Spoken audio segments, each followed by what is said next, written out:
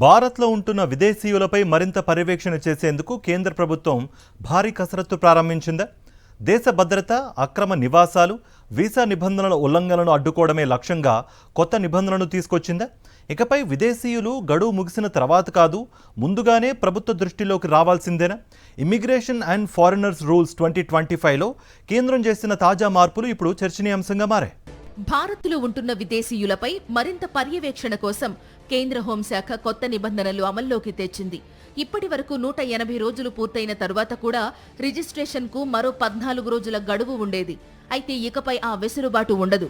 180 రోజుల గడువు ముగిసేలోపే తప్పనిసరిగా రిజిస్ట్రేషన్ పూర్తి చేయాల్సి ఉంటుంది.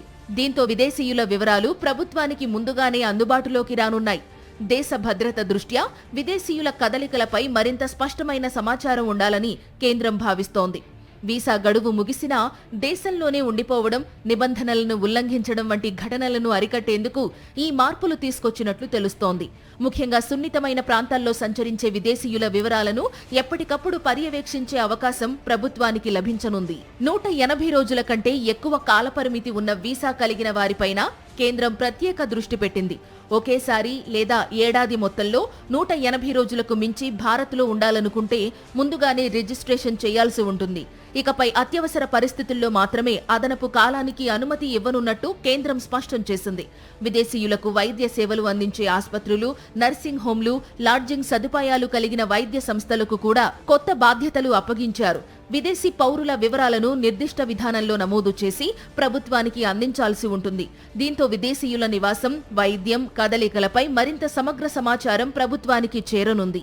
అంతర్జాతీయ పరిస్థితులు, భద్రతా సవాళ్లు, అక్రమ వలసలు పెరుగుతున్న నేపథ్యంలో విదేశీయులపై పర్యవేక్షణను బలోపేతం చేయాలని కేంద్రం నిర్ణయించినట్టు తెలుస్తోంది.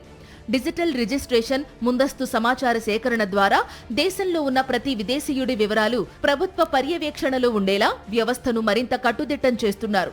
వీసా నిబంధనల అమలు నుంచి విదేశీయుల కదలికల పర్యవేక్షణ వరకు ప్రతి అంశాన్ని మరింత కఠినంగా అమలు చేయాలన్న సంకేతాలను కేంద్రం ఇస్తోంది. కేంద్రం తీసుకొచ్చిన ఈ కొత్త నిబంధనలు విదేశీయుల పర్యవేక్షణ వ్యవస్థను మరింత బలోపేతం చేయనున్నాయి.